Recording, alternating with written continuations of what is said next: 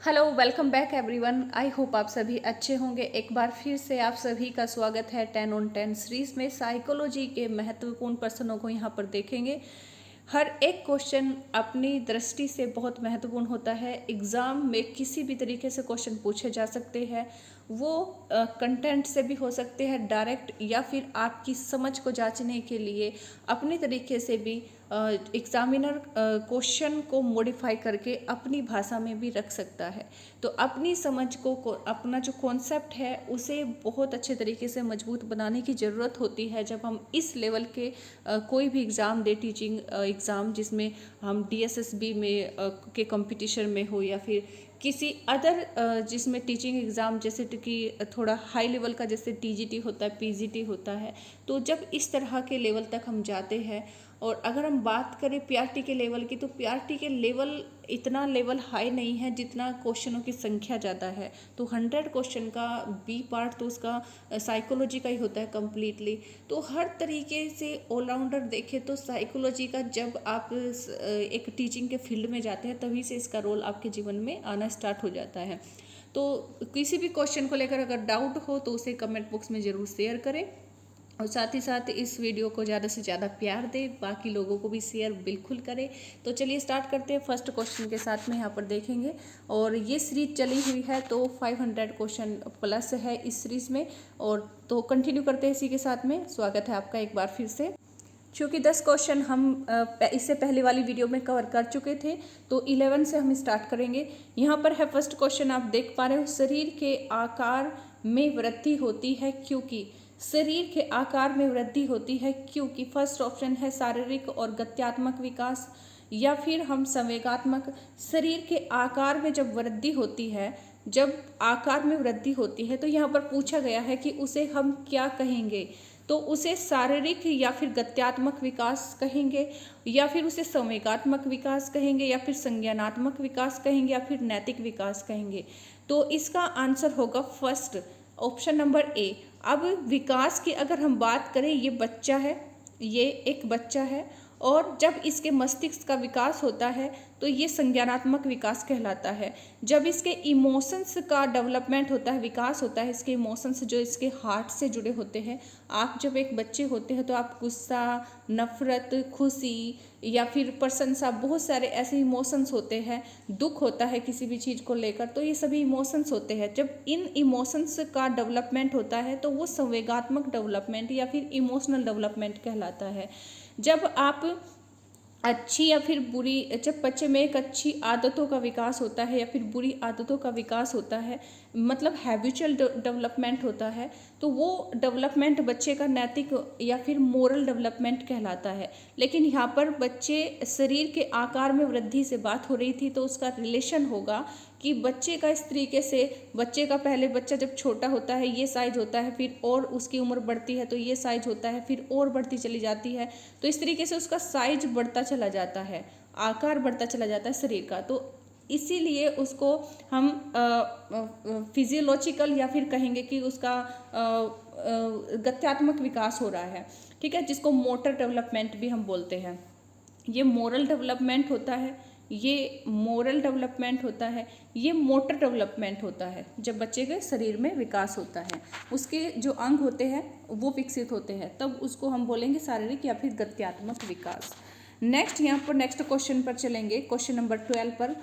मानसिक विकास को प्रभावित करने वाले कारक हैं। मानसिक विकास को, जो एक मेंटल डेवलपमेंट हम कहेंगे, या फिर इंटेलेक्चुअल डेवलपमेंट, इंटेलेक्चुअल यानी बौद्धिक विकास या फिर मानसिक विकास को प्रभावित करने वाले कारक की अगर हम बात करें, फॉर एग्जांपल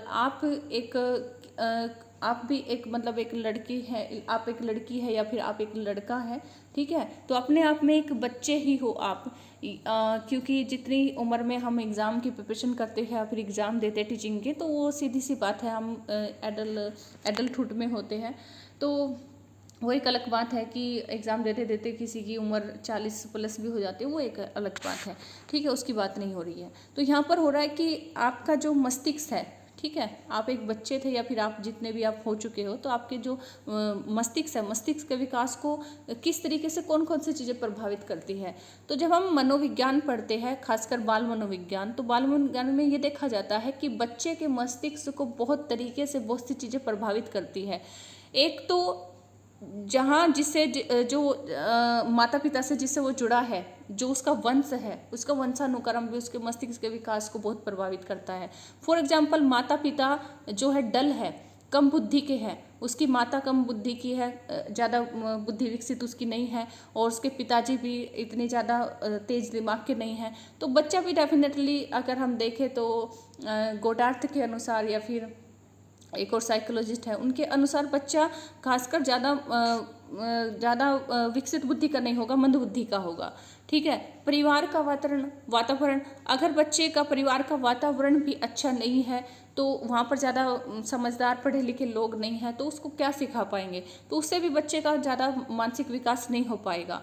ठीक है, और फिर अगर हम बात करें परिवार की सामाजिक स्थिति की, तो अगर परिवार की सामाजिक स्थिति ऐसी है कि वो ऐसे लोगों के बीच रह रहे हैं जो विकसित मानसिकता के नहीं है, तो एक ऐसे समाज में रहकर एक बच्चे का मानसिक विकास किस तरीके से हो पाएगा, तो इतने हाई लेवल का नहीं हो पाएगा।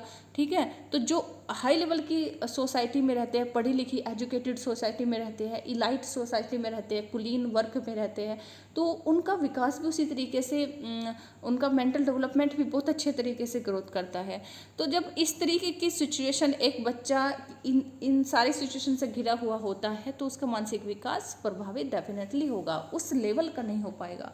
वो एक अलग बात है कि जैसे कहावत भी है कि कीचड़ में ही कमल खिलते हैं, जैसे अब्दुल कलाम जी को ले लो, या फिर हम बहुत से एग्जाम्पल ऐसे लेते हैं। ठीक है, वो एक अलग बात है, लेकिन वो तो एक हम कहेंगे कि चमत्कार हो सकता है या फिर जो भी है, लेकिन जो थ्योरी कहती है, जो प्रैक्टिकल हो चुके हैं और जो 90% रिजल्ट निकल कर आते हैं, ठीक है, तो वो सत्यता यही है कि आप एक बच्चा अगर इतनी सारी नेगेटिव चीज़ों से घिरा हुआ है, तो उसका मेंटल या फिर फिजिकल डेवलपमेंट डेफिनेटली प्रभावित होता ही है। नेक्स्ट क्वेश्चन है, क्वेश्चन नंबर 3 है, पियाजे के संज्ञानात्मक विकास के अनुसार संवेदी क्रियात्मक अवस्था होती है। पियाजे ने जो डेवलपमेंट, जो वो विकास की अवस्थाओं के बारे में अपना सिद्धांत प्रतिपादित कर रहे थे, या फिर कह सकते हैं कि बच्चे की स्टडी वो कर रहे थे, तो उन्होंने बच्चे के न शरीर को चुना, ना उसके संवेग को चुना, ना उसकी नैतिकता को चुना, ठीक है, ना उसके समाज को देखा। उसने सिर्फ और सिर्फ ये देखा कि अगर एक बच्चा दिमागदार है, तो वो उसका डेवलपमेंट किसी भी क्षेत्र में बहुत अच्छा होगा, उसका परफॉर्मेंस किसी भी क्षेत्र में बहुत अच्छा होगा। तो ये स्टडी जो दिमाग के ऊपर बेसिकली स्टडी की गई थी बच्चे की, तो वो की तो बहुत से साइकोलॉजिस्ट ने है, लेकिन फेमस जो हुए थे वो पियाजे ही साइकोलॉजिस्ट, इन्हीं की जो थ्योरी थी आगे चलकर फेमस हुई। ठीक है, तो पियाजे के संज्ञानात्मक विकास के अनुसार संवेदी क्रियात्मक अवस्था होती है। क्योंकि इन्होंने 4 प्रकार की अवस्थाओं के बारे में बताया था। कितने प्रकार की? 4 प्रकार की अवस्थाओं के बारे में बताया था। ठीक है, और उन 4 प्रकार की अवस्थाओं से होकर जब बच्चा गुजरता है, तो उसका जो विकास होता है, जब हम बात करते हैं पहले जब वो जन्म से सिर्फ और सिर्फ केवल 2 वर्ष का होता है, तब तक वो अपनी इंद्रियों के माध्यम से सीखता है कोई भी चीज़, क्योंकि उसके पास में इतना दिमाग नहीं होता है कि वो दिमाग लगा ले किसी भी चीज़ में, भाषा नहीं होती है कि वो बोल कर बता दे, समझ ले किसी भी चीज़ को। ठीक है, अभी तो वो नवजात है, अभी तो वो पैदा हुआ है, दुनिया में आया है, तो वो किसी भी चीज़ को समझने की क्षमता नहीं रखता, बोलने की क्षमता नहीं रखता। ठीक है, तो इस वजह से अभी सिर्फ और सिर्फ उसके पास में उसका मुंह है, उसकी आँख है, उसके कान है, उसकी जिह्वा है। ठीक है, और उसकी जो स्किन है, त्वचा है। ठीक, तो ये जो चीज़ें हैं ये उसकी सेंसरी होती है, उसकी सेंस होती है सभी के सभी। इन सेंस ऑर्गन के माध्यम से वो टच करके मुंह में जब वो चीज़ों को दबा के चूसता है, तो उस तरीके से वो उसका अनुभव ले पाता है। ठीक है, आँखों के माध्यम से, कानों के माध्यम से चीज़ों का निरीक्षण करता है और वो सीखता है। ठीक है, तो ये इसका आंसर हो जाएगा। नेक्स्ट यहाँ पर है क्वेश्चन नंबर 14, निम्न में से कौन सा कथन सत्य है। अब इसमें सत्य कथन पूछा गया है, हर प्रकार के क्वेश्चन देखने को मिलते हैं। लड़के अधिक बुद्धिमान होते हैं, क्योंकि अगर हम ऐसा बोलते हैं तो ये एक लैंगिक मुद्दा हो जाएगा। हम ऐसा नहीं बोल सकते। लड़कियां अधिक बुद्धिमान होती है, ये भी एक लैंगिक मुद्दा हो जाएगा, ठीक है। अगर हम एक पर्टिकुलर किसी भी एक लिंग को विशेषता देते हैं, महत्व देते हैं, तो ये लैंगिक मुद्दा हो जाता है, ऐसा हम नहीं कह सकते। बुद्धि का लिंग से संबंध नहीं होता है, ये बिल्कुल करेक्ट बात है, ठीक है। ये बिल्कुल करेक्ट बात है कि जो बुद्धि होती है उसका लिंग से संबंध नहीं होता है। ये एक लड़की है और ये एक लड़का है, ये गर्ल हो गई और ये बॉय हो गया, ठीक है। अब इनमें जिसमें बुद्धि है, ठीक, वो डिपेंड नहीं करता है, ठीक। बुद्धि क्या होगी, बुद्धि का संबंध जो होता है या तो वंश से होता है, या फिर वातावरण से होता है, या फिर हम कहेंगे कि सोसाइटी से होता है, ठीक, या फिर अपने अभ्यास से सीखी हुई चीज़ों पर होता है। तो बुद्धि का संबंध बहुत सारी चीज़ों से होता है, लेकिन उसका लिंग से नहीं होता। अब ये कभी नहीं होगा कि लड़का होगा तो वो बुद्धिमान होगा, या फिर एक लड़की होगी वो बुद्धिमान नहीं होगी, ऐसा बिल्कुल नहीं होता। तो आंसर क्या हो जाएगा, सी हो जाएगा। नेक्स्ट इसमें क्वेश्चन है, परामर्श का उद्देश्य है। परामर्श होता है किसी को भी सजेशन देना, सजेशन, ठीक है। सजेशन जब दिया जाता है, वो एक टीचर भी दे सकता है, एक पड़ोसी भी दे सकता है, माता पिता भी दे सकते हैं, आपका दोस्त भी दे सकता है, आपका शत्रु भी दे सकता है। तो सजेशन जब दिया जाता है तो सजेशन की ज़रूरत कब पड़ती है, जब आप किसी समस्या में हो या फिर किसी दुविधा में हो, आप खुद से उसे सोल्व ना कर पा रहे हो, ठीक है। तो जो परामर्श है या फिर सजेशन है, उसका उद्देश्य क्या है, बच्चों को समझना, या फिर बच्चों की कमियों का कारण पता करना, या फिर बच्चे को समायोजन में सहायता करना, या फिर उपयुक्त सभी। जब परामर्श दिया जाता है तो वो किस लिए दिया जाता है, तो बच्चों को समायोजन में सहायता करने के लिए, क्योंकि किसी के भी सजेशन से एक तरह से सामने वाले को हेल्प मिलती है, ठीक है। क्या मिलती है, हेल्प मिलती है। तो आंसर क्या हो जाएगा, बच्चे के समायोजन में सहायता करना, ठीक। तो परामर्श, अगर यहाँ पर परामर्श का उद्देश्य इसके फोल्ड से ये पूछ रहे हैं, ठीक है, वो इंग्लिश में उसका अर्थ स्पष्ट होता है। लेकिन अगर इसके फोल्ड की बात करें, यहाँ पर बच्चों की कमियों के कारण का पता करना, उस उद्देश्य से भी ये बी या फिर ए आंसर नहीं हो पाएगा, ठीक है, क्योंकि यहाँ पर सिर्फ और सिर्फ परामर्श का उद्देश्य यहाँ पर पूछा है, ठीक। तो आंसर क्या हो जाएगा, बच्चे को समायोजन में सहायता करना। किसी भी चीज़ में अगर वो एडजस्टमेंट नहीं कर पा रहा है तो उसे जब हम सजेशन देंगे तो उसे आसानी होगी एडजस्टमेंट करने में। नेक्स्ट क्वेश्चन है क्वेश्चन नंबर 16 कि शिक्षक एवं विद्यार्थी के मध्य संबंध होना चाहिए। ये बहुत ही बेसिक से ऐसे क्वेश्चन है जो आपके एक बेसिक नॉलेज को मजबूत करेंगे, और बड़े जो क्वेश्चन जब हम हाई लेवल के क्वेश्चन देखते हैं तो उनमें यही बेसिक जो नॉलेज हमारी होती है वो मदद करती है आंसर लेने में। तो एक शिक्षक एवं विद्यार्थी के मध्य संबंध होना चाहिए, स्नेह का, विश्वास का, सम्मान का, या फिर ये सभी। कभी कभी एक शिक्षक को एक विद्यार्थी के लिए स्नेह का प्रदर्शन करना पड़ता है, कभी विश्वास का प्रदर्शन करना पड़ता है। विश्वास कब होता है, जब आप उसकी ज़रूरतों को समझते हुए उसकी समस्याओं का समाधान कर देते हो तो उसे विश्वास बढ़ जाता है आपके प्रति। सम्मान, जब आप उसकी मदद करोगे तो सम्मान तो ऑटोमेटिक ही एक टीचर का एक बच्चा करने लगेगा। तो शिक्षक और विद्यार्थी के मध्य संबंध इन्हीं सभी प्रकारों का होना चाहिए। तो आंसर हो जाएगा उपरोक्त सभी। नेक्स्ट क्वेश्चन है क्वेश्चन नंबर 17। तो यहाँ पर देखेंगे क्वेश्चन नंबर 17 क्या कहता है, बच्चों में नैतिकता की स्थापना के लिए सर्वोत्तम मार्ग है।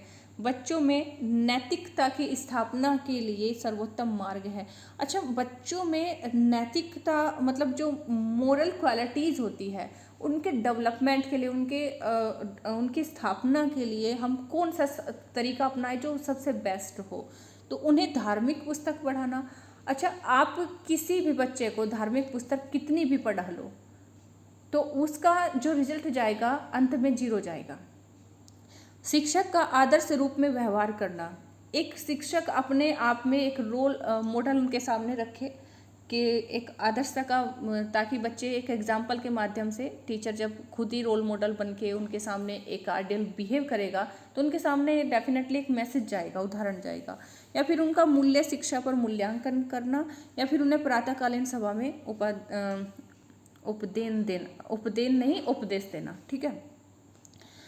जब नैतिकता की बात आती है, मोरल डेवलपमेंट की बात आती है कि बच्चों में मोरल क्वालिटीज़ का डेवलपमेंट हो, ना आप प्रेयर में बहुत सारे, जैसे एज ए टीचर या फिर एक प्रिंसिपल होने के नाते आप बहुत सारे लेक्चर देते हैं और वो क्लास की एंट्री तक ही गायब हो जाती है। ठीक है, मूल्यांकन की कोई यहाँ पर कोई चर्चा हो ही नहीं रही है। बात हो रही थी किस बात की, कि हम नैतिकता का विकास किस तरीके से करें। तो ये काम सर्वोत्तम जो तरीका है वो यही है कि आप एक शिक्षक होने के नाते, जैसे कि महात्मा गांधी जी ने भी कहा था कि एक कहानी भी इसमें फेमस है कि उनके सामने एक मनुष्य ने अपनी समस्या रखी कि मेरा बेटा जो है गुड़ खाता है और गुड़ है नहीं तो मैं इसको कहाँ से गुड़ ला कर दूँ। तो उन्होंने ये कहा था कि मुझे आप 2 दिन का समय दीजिए, उसके बाद ही मैं आपकी समस्या का समाधान कर पाऊँगा। तो उन्होंने पहले स्वयं गुड़ खाना छोड़ा और उसके बाद से जो बच्चा था उसको सजेशन दिया कि गुड़ नहीं खाना चाहिए। तो एक टीचर होने के नाते आपको भी एक एग्जाम्पल सेट करना होता है, एक आइडल बिहेव करना होता है बच्चों के सामने। एक आदर्श आपकी ड्रेस होनी चाहिए, आइडल ड्रेस होनी चाहिए। आइडल आपका जो, अगर आप एक लड़की है, लेडीज है, तो आपका हेयर स्टाइल एकदम सभ्य तरीका का होना चाहिए। ठीक है, आपकी पूरा ड्रेसअप बहुत अच्छे से होना चाहिए, आपके बोलने की शैली बहुत अच्छी होनी चाहिए। ठीक है, आपके कुछ अगर गलत हैबिट है, जैसे पान, तंबाकू, बीड़ी, गुटखा इस तरीके की है, तो ये भी आप बच्चों के सामने अगर प्रदर्शित करोगे तो इसी तरीके का एग्जाम्पल जाएगा। तो ये चीज़ें आपको नहीं करनी है, खासकर क्लास में नहीं करनी है। नेक्स्ट क्वेश्चन है 18 नंबर क्वेश्चन। 18 नंबर क्वेश्चन क्या कहता है कि शिक्षा में फ्रोबेल का महत्वपूर्ण योगदान था फिल इन द ब्लैंक्स का विकास करने में। ठीक, तो फ्रोबेल जो थे, जब हम पैडागोजिकल पार्ट पढ़ते हैं तो उसमें फ्रोबेल को भी पढ़ते हैं, शिक्षा शास्त्र का जब पार्ट पढ़ते हैं हम तो उसमें फ्रोबेल को भी पढ़ते हैं। तो ये ऐसे शिक्षा शास्त्री थे जिन्होंने बहुत महत्वपूर्ण योगदान दिया है बाल विकास में कहो या फिर शिक्षा मनोविज्ञान में कहो। तो उन्होंने जो सिद्धांत या फिर जो तरीका बच्चों का पढ़ाने का विकसित किया था, तो वो एक स्कूल के माध्यम से उन्होंने एक मैसेज दिया था। ठीक है, तो उन्होंने जो स्कूल खोला था, तो व्यावसायिक स्कूल, पब्लिक स्कूल या फिर किंडरगार्टन या फिर लैटिन स्कूल। ठीक है, तो यहाँ पर 4 ऑप्शन है। तो इनमें से जो आंसर है आपका वो किंडरगार्टन है। किंडरगार्टन स्कूल की स्थापना किसके द्वारा की गई थी? फ्रोबेल के द्वारा की गई थी। ठीक है, और इसे एक तरह से पूरा का पूरा कंप्लीटली पढ़ना पड़ता है, क्योंकि जब हम वो पढ़ते हैं, शिक्षण विधियाँ पढ़ते हैं, तो उनमें टीचिंग मेथड में ये पूरे के पूरे, जैसे कि मॉन्टेसरी है, फ्रोबेल है और अपने ह्यूरिस्टिक है, तो बहुत सारी ऐसी विधियां हैं जिनको हम पढ़ेंगे तो ही समझ पाएंगे। चलिए नेक्स्ट यहाँ पर देखेंगे 19 नंबर क्वेश्चन। एक अच्छा अध्यापक विद्यार्थियों के मध्य बढ़ावा देता है। आप अपने आप में अगर एक अच्छे अध्यापक है तो विद्यार्थियों के मध्य आप किस चीज़ को बढ़ावा दे सकते हैं? प्रतियोगिता की भावना को, सहयोग की भावना को, प्रतिद्वंद्विता की भावना को या फिर तटस्थता की भावना को। ठीक है, इन सभी का अर्थ समझेंगे। यहाँ पर देखेंगे, अगर आप एक अच्छे अध्यापक हैं तो पहली बात, एक अच्छे अध्यापक होने के नाते आप ऐसी कौन सी एक्टिविटी, अगर आपको बाल मनोविज्ञान का ज्ञान है तभी तो करा पाओगे। तो बाल मनोविज्ञान ये कहता है कि हमें बच्चों के बीच में प्रतियोगिता की भावना को कभी विकसित नहीं करना है। क्यों? क्योंकि ऐसा करने से बच्चे एक दूसरे के प्रतिद्वंदी हो जाएंगे। हमें प्रतिद्वंद्विता को बढ़ावा नहीं देना है, हमें एक दूसरे के कंपटीशन में नहीं उतारना है। अगर ऐसा होगा तो बच्चों में जो बच्चा हारेगा या विफल होगा तो उसमें एक हीन भावना हो जाएगी, एक कुंठा हो जाएगी।